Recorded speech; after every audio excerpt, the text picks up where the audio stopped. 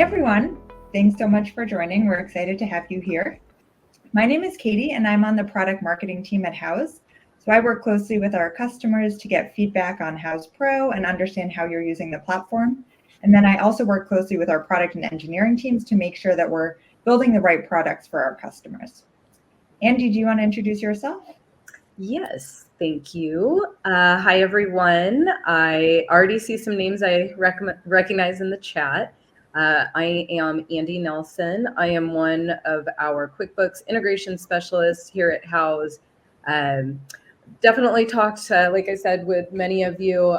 If we haven't talked yet, nice to meet you. And yeah, excited to have this webinar. Definitely this time of year, very crucial. I'll pass it over to Brad. My name's Bradford Schumann. I'm a CPA based in Chicagoland who specializes in both accounting for interior designers as well as Houzz Pro. We provide tax services to our clients as well as bookkeeping services. Happy to be here and thank you for the invitation, Katie.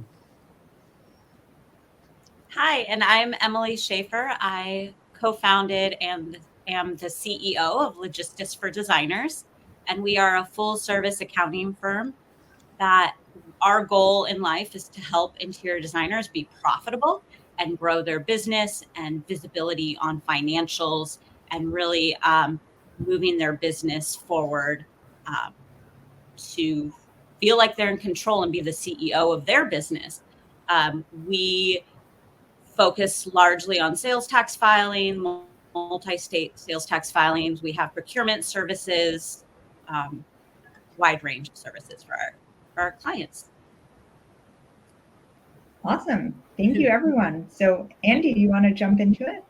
Yes, let's dive in. So our first topic always comes up at end of year end is what is a 1099 and what is a W-9? I'm going to pass this over to Brad to tackle these two topics. It's a great question, Andy. So, we get clients asking us all the time, hey, what exactly is a 1099? Do I have to do this? What is it? Really, the best way of thinking about the 1099 is the IRS essentially requires you to report any sort of payments that you've made to contractors that you've paid for services over the course of the year. So something to keep in mind, again, it's just for services. So, if you're buying, furniture or what have you from vendors, you never would issue a 1099 for, tangible goods. Some great examples would be, like a painter, or let's say you had a brand consultant that worked on your website. Those would all be vendors that were paid for services. A couple of really important exceptions apply that kind of help reduce the number of 1099s you might have to issue. The first being you only have to issue 1099s for vendors who are paid over $600 over the course of the year. So, let's say you had a website designer, they only were paid $500. They actually wouldn't apply because they're under that $600 threshold. Another important exception is that any payments made via credit card don't apply. So, let's say that same website designer invoiced you for $1,000, but you paid with your credit card. You wouldn't need to issue them a 1099 for that credit card payment. The last major exception is any vendors that are organized as corporations. So, if you're paying a major corporation for services, them being a corporation makes it to where you don't need to issue that 1099 anymore. One kind of nuanced subject is some of our clients will often have vendors that provide both service and product. So that might be one to kind of be kind of careful on and make sure that if you're paying a vendor for both services and product, that you separate those two out and only issue them a 1099 for the service portion. The due date of those is January 31st, and generally it's best practice to try to make sure you have all of the W-9s, which brings us to the question of, well, what is a W-9? essentially the W-9 is what you request the vendors to fill out for you, which gives you their legal name, their tax identification number, their mailing address, which is essentially going to be all the information that we need to submit the 1099. Again, that's going to be due, January 31st, and you definitely want to get all those W-9s from vendors before year end as feasible. And two, it's definitely great to get those over the course of the year as you're starting to work with new vendors. Don't pay your vendor until you get a W-9. Don't process payment until you get a W-9, because it's hard to track it down at the end of the year when sometimes vendors are taking vacation or such. Yeah, not paying them first is essentially what gives you the leverage to ensure that you do get the W-9 from them. Yeah. Awesome. Thank you so much. All right. Our next topic, what other items should be reviewed and handled prior to year end? And I'm going to let Emily take this one. Yeah. Year end is a really good time to have everything cleaned up and closed out before you go into the new year. So I love this time of year because we're wrapping things up. We're reviewing projects.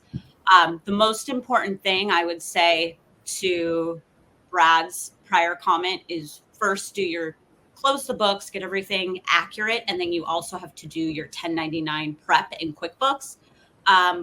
Two great reports to look at to kind of cross-reference who has paid by credit card if they're qualifying. In QuickBooks, look at your vendor summary and transaction list by vendor report. You kind of have to go line by line and look at all your payments to see who's qualifying. The other really important thing is you want to do a full year-end review of each project. What open invoices do we have? Do we have any open retainers, paid proposals that we can invoice? What can we close out? What retainers can we apply? Is the information in Houzz Pro accurate on my financials in QuickBooks? There's a lot of different moving parts at this time of year. What becomes really important and what we see a lot of success in is that you're keeping up with your accounting and bookkeeping monthly, at a bare minimum quarterly. That way, come year end, you don't have all this work that has piled up. That becomes really beneficial to not create extra work at this time of year. Update your books as it's actually happening versus waiting till the end of the year is key. But yeah, it's really important just to make sure both systems match and that you're closing everything out that you possibly can. A report that I love to look at monthly to keep up with some of your invoicing and making sure things are marked off correctly in Houzz Pro is your collections report. That's going to give you a lot of information to open invoices, unapplied retainers or client credits. You want to make sure that same information is accurate in Houzz Pro. And then another thing, just making sure you're reconciled through the year end. Reconciled occurs in QuickBooks Online. That's where you want to take your bank statements and go to the reconciliation queue and make sure all the information in there matches your bank statements. And either you're doing that or your bookkeeper's doing that, and you need to be doing that every month for every account to match your bank statements.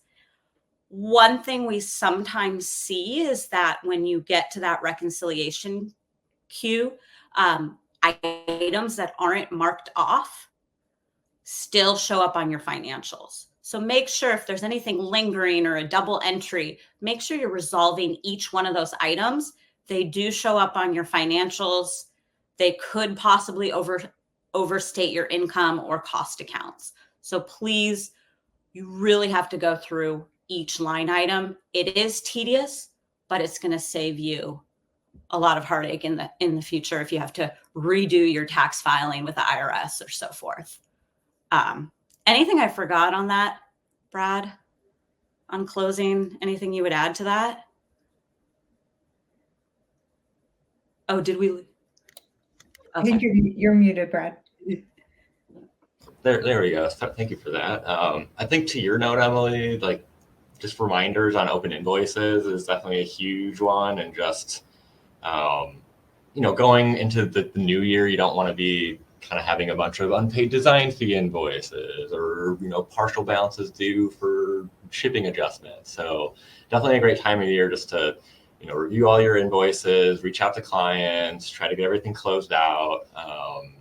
And then even too, on like the vendor side, you might want to ensure, vendors are paid that have any outstanding invoices. And another great thing on year end too is, anything that's purchased for operational purposes before the end of the year is generally going to be considered a deduction for the current year. So typically we recommend clients to make any operational purchases that they're planning on making in the near future before December 31st so that they get the tax benefit of it now. Some great examples of that would be, let's say you're planning on some travel in March or April. You might want to go and book, some of those travel expenses now. Something like website design or office furniture. Definitely make those purchases, before 12/31 so that you get to include it in the current year books. Yeah, and if your net income's a little bit higher than you had anticipated, maybe that's time to go and look at some of your subscriptions and see if there's anything you can pay in this year to get that off the books and to pay for it and not have to pay it in the new year. Yeah, good point. We do have one question. If you have an invoice that's still open, so if say you're on a payment plan for design fees that extends into next year, do you need to do anything to close it out for this year? That's a great question. And unfortunately, it's going to be kind of like a two-part answer. It's really going to depend on if you're running your books in QuickBooks on a cash basis or an accrual basis. If they're running their books on an accrual basis in QuickBooks, that unpaid portion of the design fee will be considered income on the financial statements, which is generally what you don't want to happen because you don't want to pay tax on income that hasn't been paid and received yet. If you're running your financial statements in QuickBooks on a cash basis, only the portion of that design fee invoice that's been paid is going to be considered income. Which I think, going to, I think the next thing that Emily's going to dive into, that's part of why it's really crucial to, at the end of the year, review your profit and loss by project to, really make sure that, hey, is the design fees and markup income that we're including this year on this project accurate and reasonable?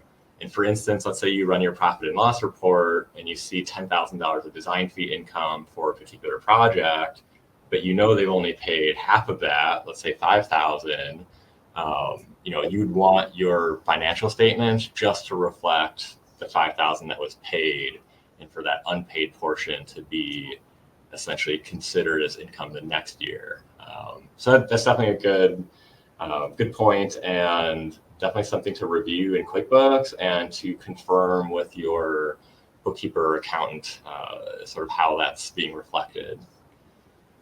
And one thing just to add to that, I would say, I would ask a follow-up question to that. Why is the invoice still open? Is the client not paying on it?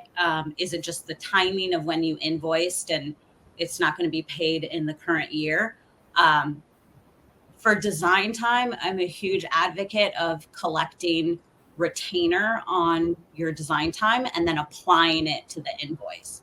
It becomes tricky once you start to grow your team and you're not collecting on design time prior to doing the work.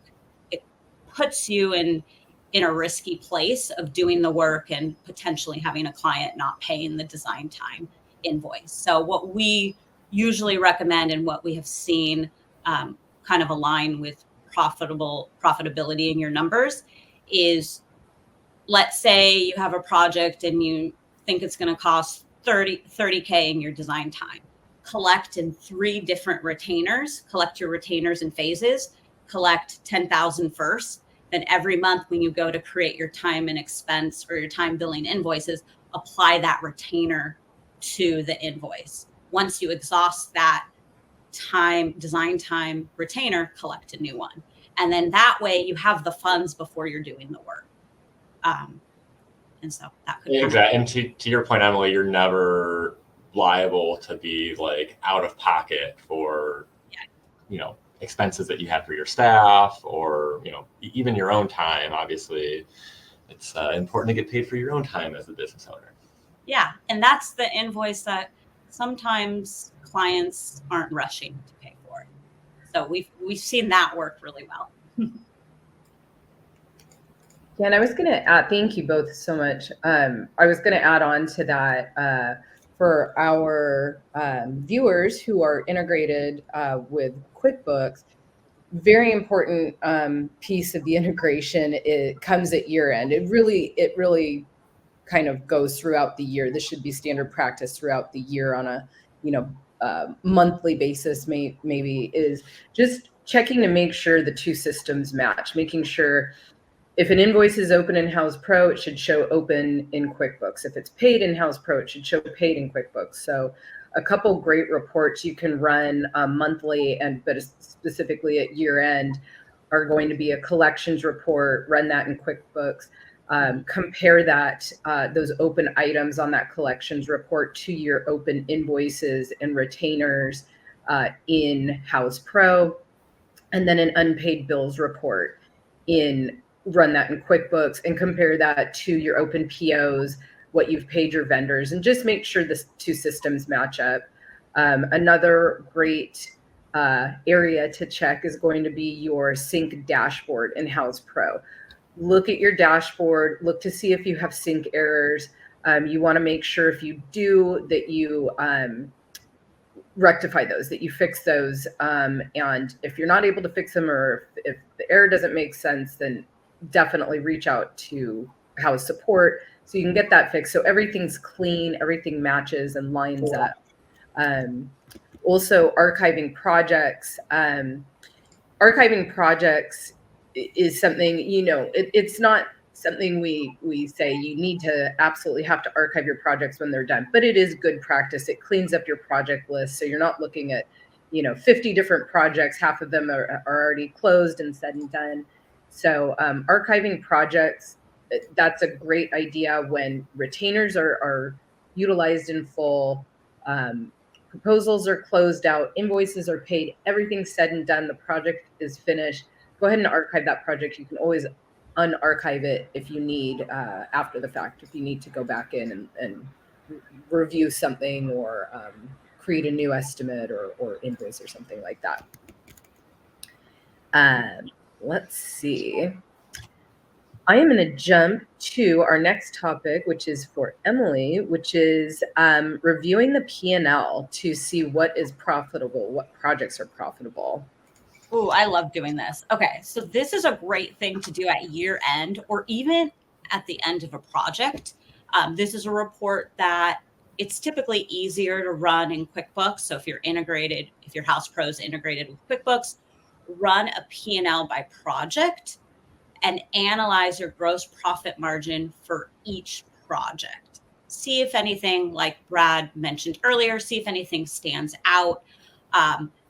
You might think in your head how profitable a project is, but then really looking at the numbers, you might see something, it might paint a completely different picture. So really look at the numbers.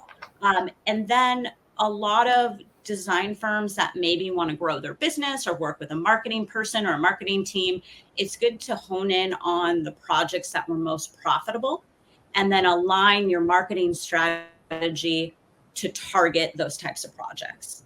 Like, were the projects that were most profitable? Were they the ones that you enjoyed the most? Is that the type of client you want to start to target in the coming year? So it's a good thing to kind of align what the numbers are telling you with your marketing strategy and kind of have that come full circle.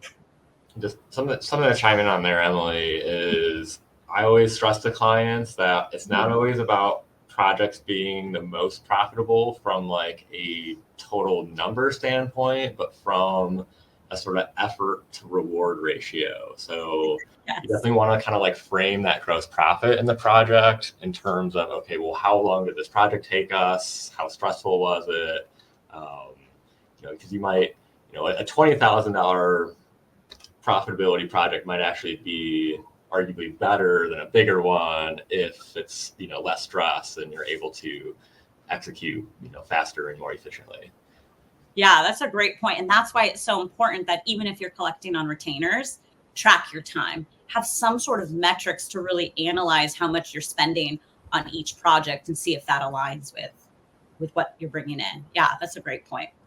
Yeah. Great. So we can segue from the profit and loss statement to the balance sheet. What is the balance sheet, Brad? It's a great question. So a lot of people just know, hey, financial statements, which is a very, very broad term. So, encompasses a lot of different statements. The two main financial statements that people really talk about and sort of utilize in business to a high degree are the profit and loss and the balance sheet. The profit and loss is generally what most people are familiar with and kind of think about when they think about financial statements. And that's going to show, what income you've made, what expenses you've had, ultimately how much money did you make. And something that's important to note is the profit and loss statement is always going to be over a period of time. So you're going to be measuring for a month or a year or a quarter. Now, with the balance sheet report is more of a snapshot in time. So the balance sheet is always going to be as of a specific date. So in this case, let's say December 31st, the last day of the year, and it's going to be essentially a breakdown of your assets, your liabilities, and your equity. And sort of the layman's terms for those things, assets are what you have, liabilities are what you owe, which would be like credit card balances or loan balances, accounts payable to vendors. And then the equity is really what's yours. So the difference between the assets and the liabilities is really, what money is sort of left in the company for you to sort of have for yourself.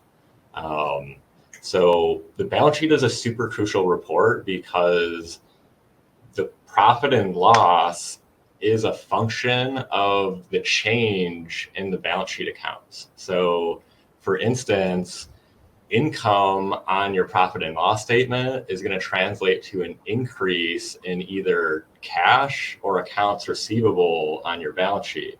So really by making sure that your balance sheet is accurate is how you're going to best be able to ensure that your profit and loss statement is also accurate. So the idea of a reconciliation is that you're essentially verifying that the balance in a particular account on a particular day is accurate. So a lot of people are familiar with bank account reconciliations and credit card reconciliations where, let's say December 31st, you're going to ensure that your bank account balance in QuickBooks ties to the bank account balance per Chase or Wells Fargo or whoever it is you might bank with. And you're going to use that sort of external third-party statement to essentially verify that. Now, there's other accounts on the balance sheet that aren't necessarily going to be, like bank or credit card accounts, things like accounts receivable, which are going to be, amounts owed by vendor or amounts owed to you from customers, accounts payable, which is going to be amounts, due to vendors, potentially on open purchase orders. So while you can't necessarily reconcile those accounts to a bank statement or something of that nature, you can still reconcile those accounts in the sense that you can review the report that makes that number up. So let's say, for instance, you're ending the year with $15,000 of accounts receivable. You would want to review that accounts receivable report and actually verify that $15,000 of money owed from clients is, valid and makes sense and isn't some sort of duplicate or something of that nature. So arguably just about any account on the balance sheet, you should be able to do some sort of reconciliation or verification of at the end of the year. And again, that's going to be really what allows you to ensure that your net income for 2024 is accurate and consequently you don't pay income tax that you're not supposed to pay. Another kind of big piece of the balance sheet is going to be inventory. So year end is definitely the time for designers with significant inventory to consider scheduling some sort of inventory count and sort of setting aside time to count your inventory, create a nice ledger of it, and that's going to be crucial in ensuring that your inventory value in your books is accurate as well. Great. Thank you so much, Brad. Okay, so you're at a point, the books look good, you're ready for tax season coming up in the spring. What do you need to do for next year? Budgeting and planning. Emily, I know you're an expert at this, so. I love this. I also love this part about starting a new year. Set up a budget. Figure out what your main priorities are. Is it to grow your business? Do we want to invest more in marketing? Look at what your main goals are for the coming year and then set up a budget that aligns with that. So I think one of the most important things is to also look at what you did in the last year. So look at 2024, run a P&L by month, and look at what your operational expenses were and what the average was. You can either run it year to date, divide it by 12 to kind of get an average of what it costs to operate your business every month, or you can run it by month and really look at your total operating expenses to see how much it fluctuates. But it should be relatively stay consistent unless there's a lot of changes in payroll or contractor payments. But really analyze that current year, set up a budget. There is a tool that you can use in QuickBooks to set up a budget, or a lot of times I just do it in a spreadsheet so that you can track what you're spending in 2025. Make sure you're staying on budget. Figure out what you want to make in that year. What do you want to bring in? Do you want to increase your revenue by 20%? Calculate how many more projects you have to bring on, what profit margin you have to be within to really meet your targets. If you don't have a clear picture of where you want to go or what you want your numbers to be, how much you want to make, it's sometimes hard to keep up, and it's hard to, I know we get busy as interior designers. You get so boggled down in the details and the day-to-day that it's hard to really focus and strategize on what you're trying to do.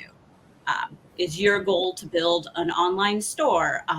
Do you want a lighting line? Like, what do you really want? And figuring out a budget that aligns with that and how much you want to bring in. So that's really important to do that as well. And then just knowing that magic number of how much it costs to operate your business on a monthly basis. I think that's always really important. I always ask designers, well, how much does it cost to operate your business monthly if you have no projects coming in? And it's a number we're not always in the know of, but I think it's really important to have that on your radar. And then also set aside, if you have some extra money from 2024, set aside some savings so that you do have enough for 2 to 6 months to cover your operational expenses if you don't have any new projects coming in. I think it's also important to, and this is something you should be doing monthly or quarterly, but at the end of the year, it's a good time to look at it too. Really compare what you're bringing in design fee to your payroll cost or your staff cost, or if you're using contractors. Are we bringing in enough in design time and billable hours to cover paying our team? And if we're not, there might be something wrong with the way you're billing your time. You're probably not billing enough. And then you can go even further if you really want to go into the details and really do a profitability analysis per team member to make sure that if you have a designer that they're billing back 90% of their time or 85% of their time, whatever you figure out that metric is, because it's really important that your design time can cover your payroll expenses, plus there should be a good markup there so that you're making money on it. And then I think we briefly touched on this earlier, is the importance of time tracking. If you're not billing hourly, at least track at a bare minimum, still track your time, still have your team track their time. How are you ever going to know if that flat rate or retainer covers your time that it takes to do that project? You won't have visibility to that. So it's really important to keep metrics on that and still track your time, even if you're not billing the clients back hourly. And then also, really looking at your P&L and looking at, am I bringing enough in sales of product to cover the cost to my vendor, to cover cost of goods sold is what we typically call it. At the end of the year, might be a good time to adjust your markup. Are you charging enough on product? Are you following industry best practices and tracking if the vendor cost ends up being more than what you would invoice the client? Are you using Houzz Pro to do that? Or do you have a spreadsheet? Is your method working? Because it is really important that you have a good cushion when you're reselling goods to your client. Sometimes I see on the P&L where what you collect in sales of product and then what you pay your vendors in cost is only like a 10% difference. That's telling me that you're not charging enough markup on goods, or maybe you're purchasing too much retail items and you can't mark up. So that's the end of the year is a good time to strategize and figure out a plan to get that markup higher. And then Brad, do you want to talk about renewing your LLC? Do you want to jump in on that? Oh, I don't think we can hear you. You're muted. All right, sorry, I had some sirens earlier. One thing that you definitely want to do at year end is to ensure that your LLC is in good legal standing with your Secretary of State. This technically isn't like an accounting topic, but it definitely kind of is, peripheral to it. Generally, every state requires you to renew your LLC either on an annual or biannual basis. And often that's something business owners do themselves, or if you have a business attorney, they'll typically handle that. But the way to do that would just be to navigate to your state's Secretary of State website. And then generally you can look up your company and it will tell you if your company is in good standing. If for some reason it says your company is not in good standing, generally they're just looking for you to submit that annual report, which is essentially the renewal of the LLC that comes along with, usually like a $50 to $150 renewal fee. But definitely something you want to keep on track of, because technically the state can dissolve your LLC if you don't keep up with that. Yeah, and then another thing would be to check on your sales tax at year end. A lot of times, I know in California, this happens a lot at year end. They'll send out notices letting you know that based on your sales for that current year, they're changing your sales tax filing requirement. Those notices usually get mailed out to you, but if you've changed your address or if it gets lost in the mail, please sign in to your sales tax portal, no matter what state you're in, and triple check that there's no outstanding payments, maybe late fees, penalties, pay those in the current year, or any notices on things changing for your sales tax filing requirements. So that's another important thing to do. Another thing along those lines, Emily, is similarly, if you're a company that has payroll, a lot of states will update your unemployment tax rate at the beginning of the year.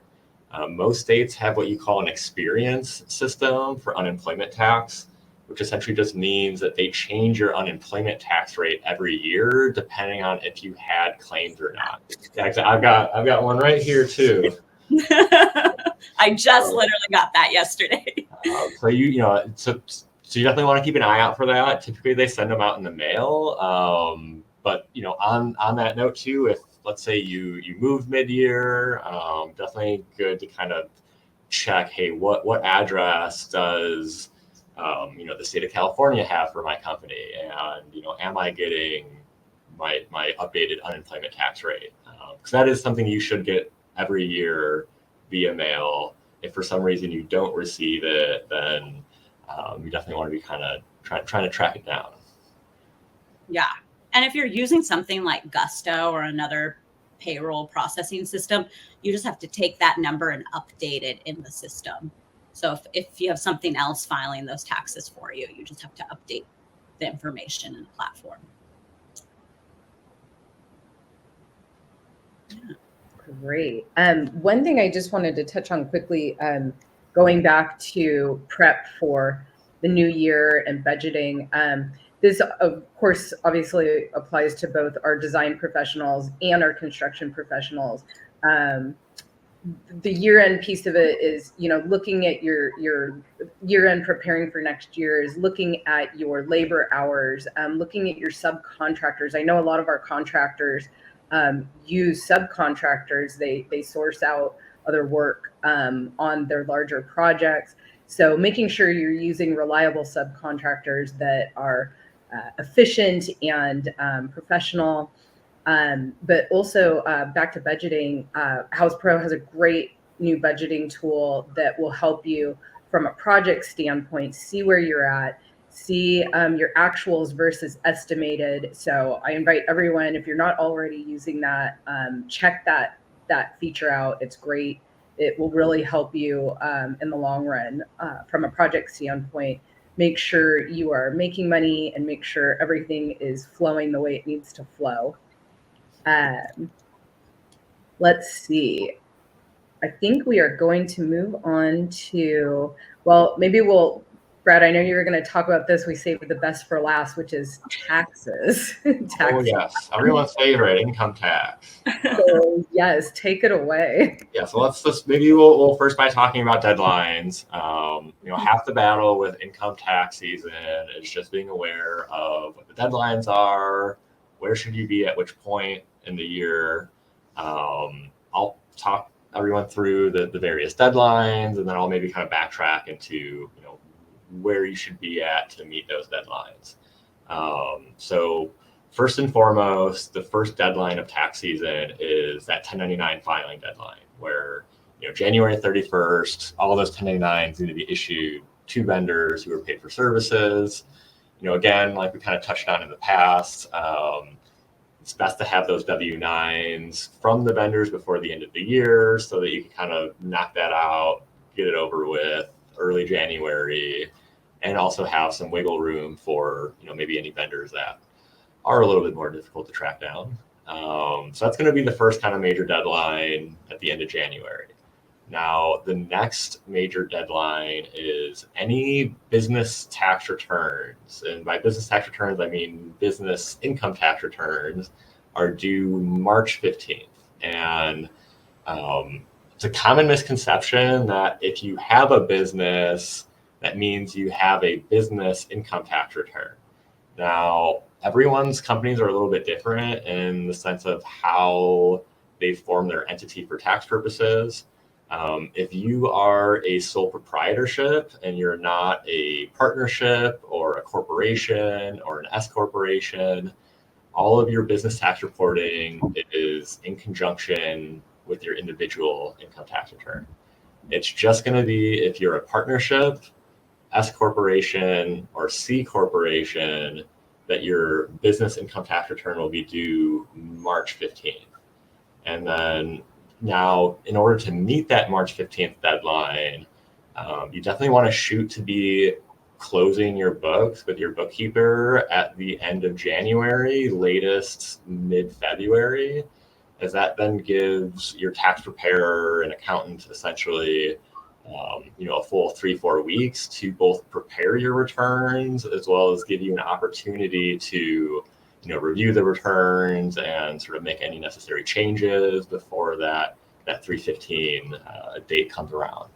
Now, the reason the business tax returns are due March 15th is because the individual income tax returns are due April 15th, and the business returns being due 1 month prior is what sort of allows individuals who are business owners to get all of the necessary information they need.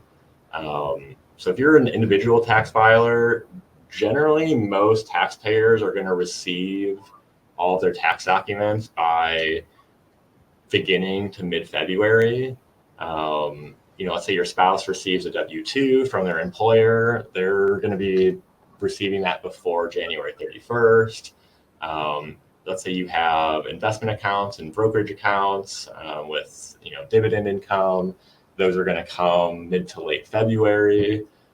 So generally come again middle of February, most taxpayers are going to have sort of all of the documents and information needed to sort of hit the ground running.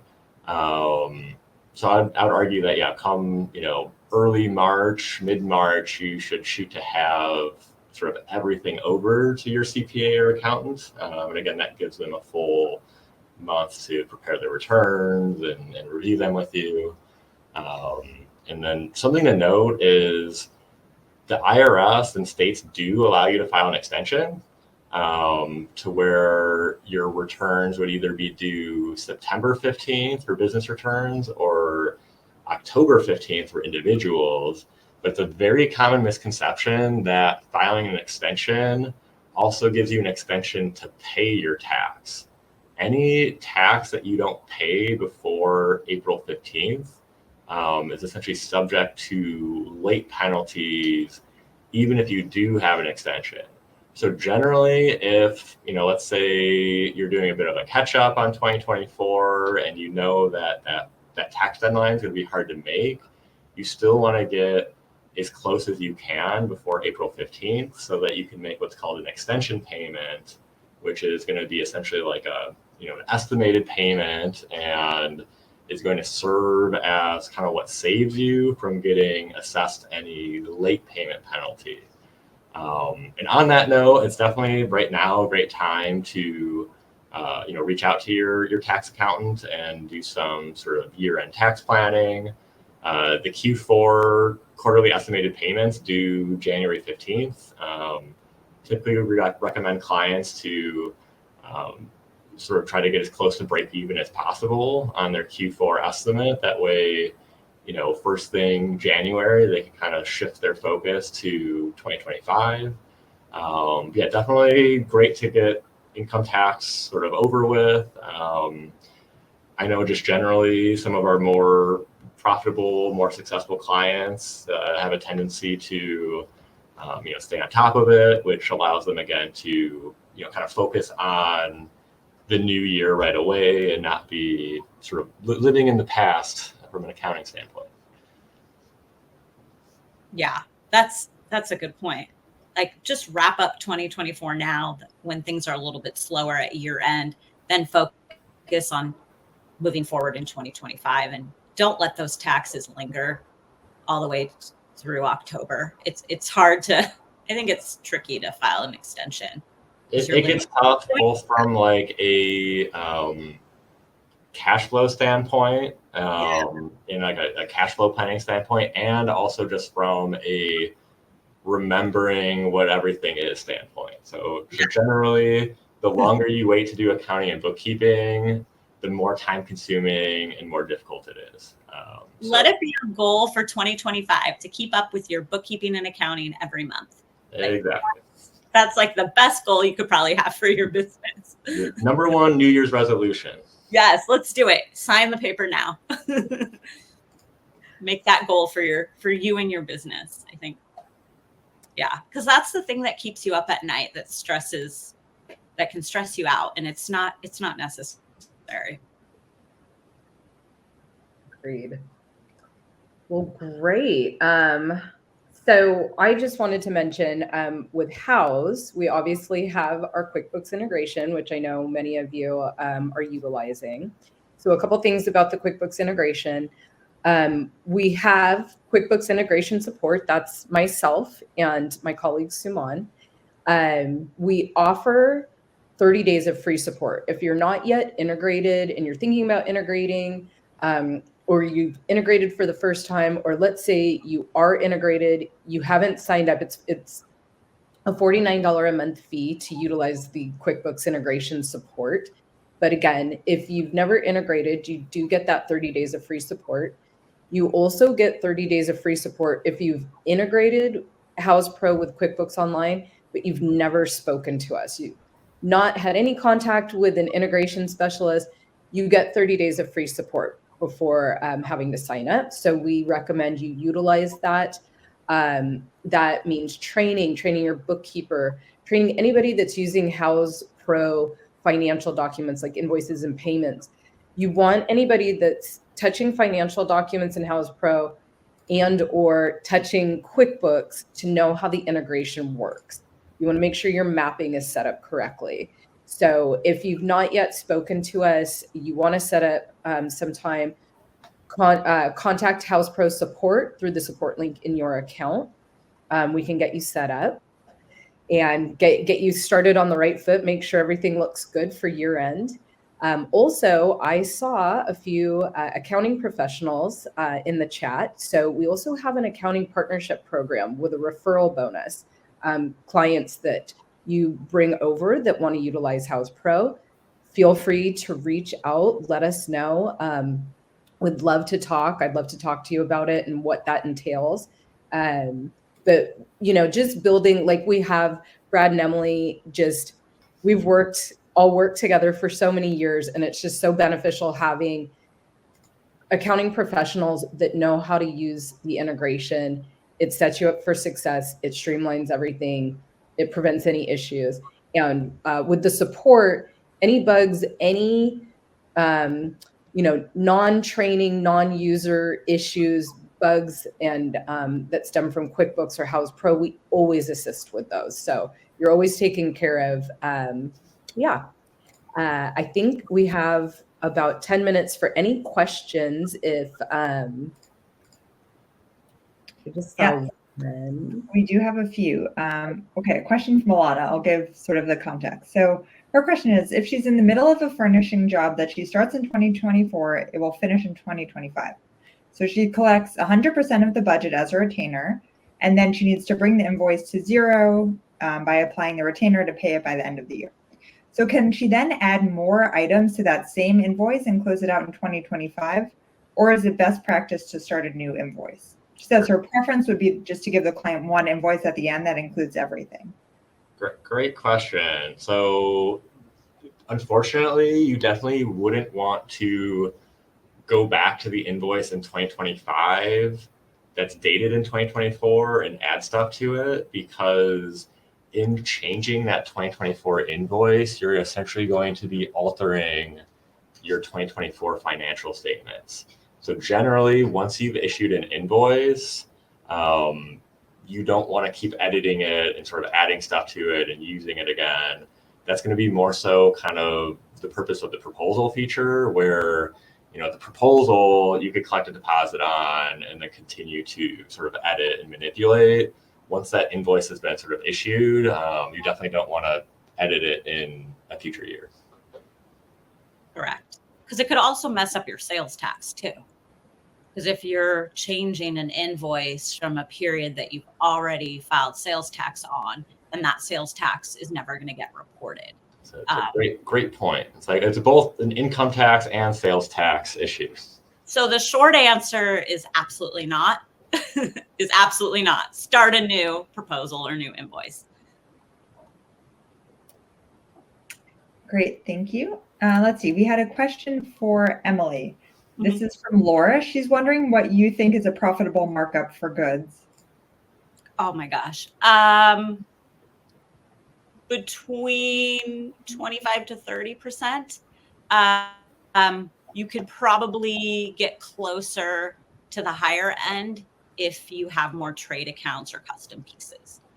Try to step away from purchasing through retailers where you don't have a trade discount, because your markup's going to be lower.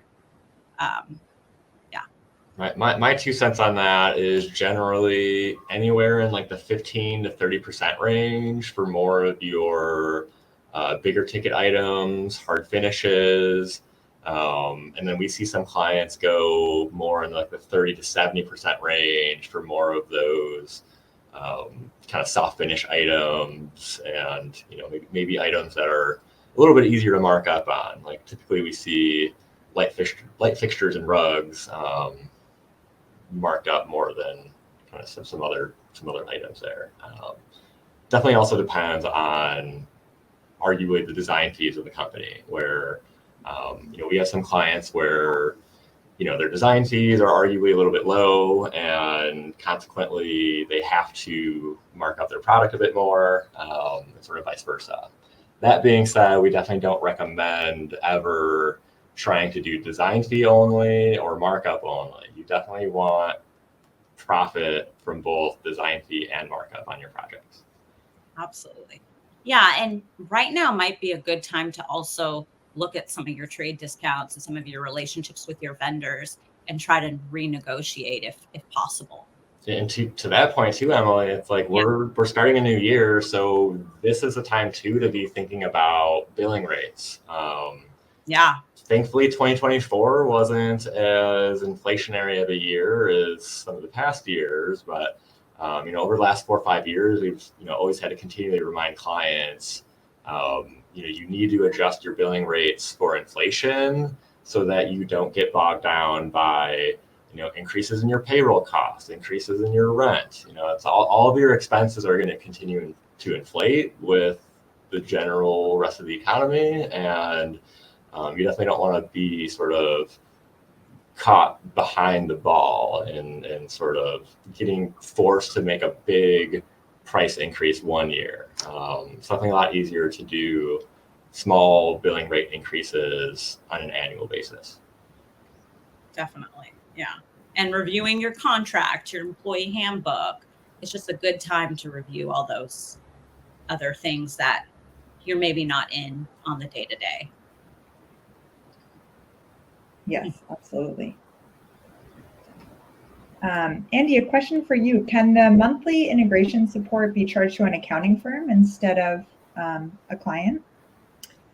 So with that, no, it's going to be the responsibility of the Houzz Pro user.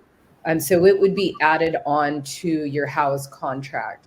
Now, that being said, if your accounting firm is willing to, reimburse you that cost, or if they have other clients, that may be a different scenario. But typically it's going to be the Houzz user that's responsible for that $49 a month. Awesome, thank you. A question here from Karen around QuickBooks Online. She's asking, what's the difference between paying someone for contract labor versus subcontractor expenses? So it's a great question. I think what she's getting at is what's the difference between contractors that are an operating expense on the profit and loss versus what is contractors that's cost of goods sold on the profit and loss. Now, the example I'll sort of give is, let's say you have a contractor who's like an office admin who comes in, 5-10 hours a week and helps with, miscellaneous paperwork. That's not necessarily going to be something that you would, you might not be billing your project for that person's labor, since they're sort of, just helping you around the office. That would be like a contractor expense in the operation section of your profit and loss, because you're not selling that labor. That would be kind of different from, let's say, if you had a art installer come and install art in your client's home. That labor you're going to be selling to your client. So that labor you want in your sort of installation subcontractor cost of goods sold account, separate from any of that sort of subcontractor labor that's just more so for your business and isn't being sold to clients. Yep. Got it. Great. It looks like that's the end of our questions. If there's anything else, we have another minute. Feel free to put it in the chat. Otherwise, thank you so much, everyone. Brad and Emily and Andy. This was great. Well, thank you again for setting this up, Katie. Yeah. Thank you for having us. Yes. Thank you everyone again for joining, and we'll be sending out the recording within the next day or two. And any questions, feel free to get in touch with us through the green chat icon in the lower right corner. That's your best bet. Thanks a lot. Have great holidays. Thank you. Bye. Bye, everyone.